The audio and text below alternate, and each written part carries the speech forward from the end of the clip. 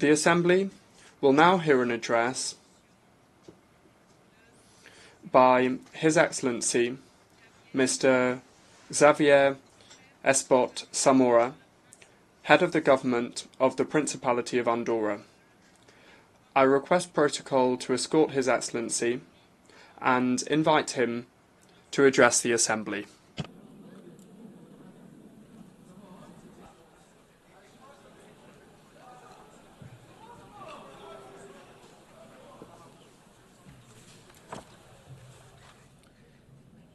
Señora Vicepresidenta. Madam Vice President, Mr. Secretary General, Excellencies, ladies and gentlemen. On the coat of arms of Andorra, there is a motto that embodies a profound political and ethical truth. Virtus unita fortior. United, virtue is stronger.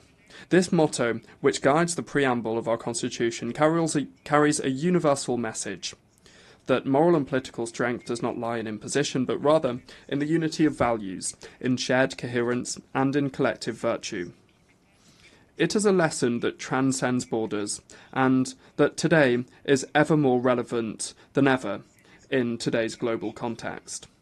And in this spirit, which carries something Aristotelian, we are reminded that virtue is not an extreme, but rather a middle ground, attained through reason, and above all, for the common good. International cooperation, when balanced, fair, and guided by prudence, is a demonstration of political virtue, and when this virtue is shared and organised among nations, it becomes stronger. We face more challenges than ever before: climate change, armed conflicts, and forced migrations. Where we once saw horizons, we are now seeing walls rise. For this reason, now is the time to bring to the international stage the spirit that guides a country like ours. With more than 7 centuries of peace, we must uphold the essence of multilateralism, the raison d'etre of this United Nations, which is an organisation of the peoples and for the peoples. Ladies and gentlemen, it is a great honour and a profound responsibility for me to address this General Assembly today on behalf of the Andorran people and government. I wish to begin this speech with a double expression of gratitude. First, to Her Excellency Miss Annalena Baerbock, who I congratulate upon her election as President of this 80th session of the General Assembly. We wish her every success in her role. Second, I wish to say that for Andorra, it is a privilege to serve as one of the vice presidencies of this symbolic session. This year's theme, Better Together, 80 years and more for peace, development and human rights, is a theme that really speaks to us, and not just as a declaration of intentions, but as an urgent need. We live in difficult times, times of conflict, polarisation and uncertainty. However, these are also times of opportunity to strengthen international cooperation, to update the institutions that support it, and to build lasting solutions collectively through multilateralism. 8 decades of diplomacy, peace building, development aid, and the promotion of human rights. In this context, Andorra also celebrates 32 years as a member state of the UN. Of course, this is a shorter history here than many, but it has been an intense one as well, during which multilateralism has been fundamental to our international recognition, to making our voice heard abroad, to our legal security, and to our economic and social progress. Since our accession to this organisation, our commitment to it has been clear. Andorra advocates for effective, inclusive, and people-centred multilateralism. A multilateralism that leaves no one behind, that listens to all voices, including the voices of small states. This position was emphasised during the first summit of heads of state and government held last May in our country on the occasion of the Games of the Small States of Europe. From this summit emerged a declaration in which the participating states affirmed the need to strengthen multilateral governance, to defend international law, to promote human rights, and to adopt joint measures to address global economic, social, climate, and technological challenges. It is from this perspective that we wish to contribute to the renewal of the United Nations in order to meet the global challenges of the 21st century. We cannot speak of development or human rights without also mentioning peace and security.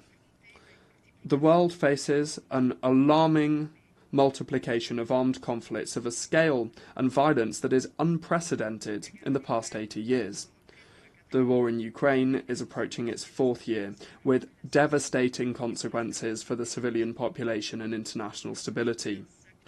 Andorra reiterates its condemnation of all violations of international law and once again expresses its firm support for the sovereignty and territorial integrity of Ukraine. Looking toward the Middle East, the situation in Gaza is extremely concerning for us. The number of civilian casualties, the destruction of essential infrastructure, and the worsening humanitarian crisis demand an urgent response from the international community. We wish to express our deep concern and strongly call for the respect of international humanitarian law by all parties. For this reason, we condemn, without distinction, all attacks against the civilian population, including all acts of terrorism and indiscriminate assaults. We strongly and specifically condemn the Hamas attacks of October 7, 2023, and we call for the release of the hostages. We believe that a lasting peace process for the conflict between Israel and Palestine and in the Middle East region can only be achieved through the two-state solution. It is for this reason and in line with these principles that last Monday we took the decision to recognise a Palestinian state. This much-needed gesture will take full diplomatic effort once a series of conditions are met, such as the release of hostages, the disarmament of Hamas, and the establishment of a Palestinian government that excludes this organisation, Hamas. Andorra reaffirms, on the other hand, its support to the United Nations Relief and Works Agency, UNRWA. This agency, through its education, health and humanitarian assistance services, is an essential pillar for the protection of millions of Palestinian refugees. In the absence of a political solution, it represents the only institutional support that ensures minimal stability and dignity in the region. As a state committed to multilateralism, Andorra underscores that only dialogue, diplomacy and the pursuit of shared solutions can lead us towards a just and lasting peace. Ladies and gentlemen, the founder of Save the Children, Eglantine Jebb, once said that all wars, just or unjust, disastrous or victorious, are wars against children. That was more than 100 years ago, and sadly, we have still not been able to prevent armed conflicts from leaving indelible scars on girls and boys. This year marks the 20th anniversary of Security Council Resolution 1612, which established specific mechanisms to protect children affected by armed conflicts. However, as I mentioned, the situation is extremely concerning. 2024 saw the highest number of grave violations since the adoption of this resolution in 2025, with a 25% increase. More than 3,000 cases of abduction, forced recruitment, or sexual violence. These are figures that we cannot accept as normal. Today, 473 million children live in areas affected by armed conflict. Junior Nzita Nswami is not the name of a football prodigy nor a movie star. You won't find him on Wikipedia, and he barely appears in internet searches. Junior Nzita Nswami had his childhood stolen in 1996 when soldiers from the Alliance des Forces Démocratiques pour la Libération du Congo abducted him and his friends. At the age of 12, he became a child soldier. I had the opportunity to learn about his experience during the launch of the Prove It Matters campaign in Geneva, which our country sponsors jointly with Malta to guarantee children's rights.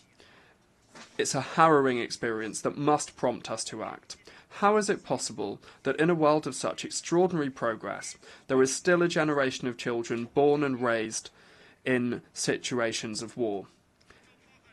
Every child has the right to aspire to a full life, to build their memory full of good moments and enriching experiences, because in this world, which is progressing and advancing so quickly, the only difference between them and us is the destiny determined by the place that we are born in and the place that we live. I wish to take this opportunity to commend the outstanding work of the Office of the Special Representative of the Secretary-General for Children and Armed Conflict, with whom we had the privilege of cooperating in support of this cause. I also wish to thank the many states represented at the highest level this Wednesday at the side event of this conference for showing that the protection of children in armed conflicts concerns us all. Child protection must not be limited to physical environments, because in the digital age, children face new risks, new threats, often invisible. For this reason, in Andorra we have created the Centre for Digital Wellbeing and Digital Skills and Competencies, and we have approved the Digital Wellbeing Plan for Children and Youth, which includes specific actions to protect minors in the digital environment. All stakeholders are actively working on these actions and tools required to ensure the digital well-being of our youth. Above all, they seek to understand from an adult perspective the key factors shaping the lives of today's children and adolescents in order to educate them on the responsible use of new technology. To reinforce these measures, Andorra has decided to join the New York Declaration for the Protection of Children Online. We advocate for a safe, inclusive digital environment that places children's rights at the very heart of it. We work with the ITU and other agencies to ensure regulatory and technical frameworks that make the Internet a tool for development and child protection. Women, unfortunately, remain another voice that is too often silenced. We take the opportunity of the 30th anniversary of the Beijing Declaration to once again promote this comprehensive and most influential framework to date for advancing women's rights, fostering an economy that offers equal opportunities and improving access to education, as well as addressing the social gaps that persist between women and men in many areas. In this regard, the Minister of Foreign Affairs participated in the high-level meeting of Beijing Plus 30, where she reaffirmed Andorra's commitment to ensuring that all girls born today grow up in a world where their rights and leadership are fully recognised. In this sense, we also believe that the time has come to see a woman as Secretary-General of this organisation. Ladies and gentlemen, exactly a decade ago, the General Assembly adopted the 2030 Agenda for Sustainable Development, with 17 Sustainable Development Goals and 169 integrated and indivisible targets across economic, social and environmental domains. A decade ago, also from this very podium, Pope Francis described the SDGs as an important sign of hope, but warned of the danger of falling into a declarative nominalism, with solemn and pleasant statements instead of truly effective action against all scourges. In his encyclical Laudato Si, he invited us to reflect on the concept of integral ecology, because nature cannot be seen as something that is separate from us or merely a setting in which we live. For this reason, our interactions with the environment are always intertwined with economic, political, social, cultural and ethical dimensions, as the Pontiff affirmed. Andorra has sought to lead by example. We were the first to complete the initial cycle of enhanced transparency under the Paris Agreement and to submit the third nationally determined contribution, NDC, which increases our ambition in climate action. On a domestic level, we promote a balanced development model, protecting 30% of our territory, because our national heritage is the legacy that was handed down to us from previous generations, which we are obliged to preserve. In March 2026, we will host the 7th global meeting of the Mountain Partnership under the theme Mountains for the Future, Responsible Tourism, Prosperous Communities. This will be an opportunity to bring the voice of mountain countries to the centre of global negotiations on climate change and biodiversity, to jointly address the challenges of mountain areas and their populations, and specifically their shared strengths and vulnerabilities. The 13th World Congress on Snow, Mountain and Wellness Tourism is also another global event, a significant global event hosted by our country aimed at fostering broad discussions on tourism models and exploring how we can move towards a balance between quantity and quality, a balance that should allow us to ensure the future continuity of tourism from a sustainable perspective. Specifically, the Ministry of Tourism and Trade is working closely with UN Tourism on our General Tourism Law, a pioneering piece of legislation that places particular emphasis on governance, sector training, digitalisation, and sustainability. Climate change, excessive pressure on ecosystems, overcrowding during peak seasons, difficulty in accessing housing and economic dependence on a limited number of sectors are some of the warning signs that call us to action.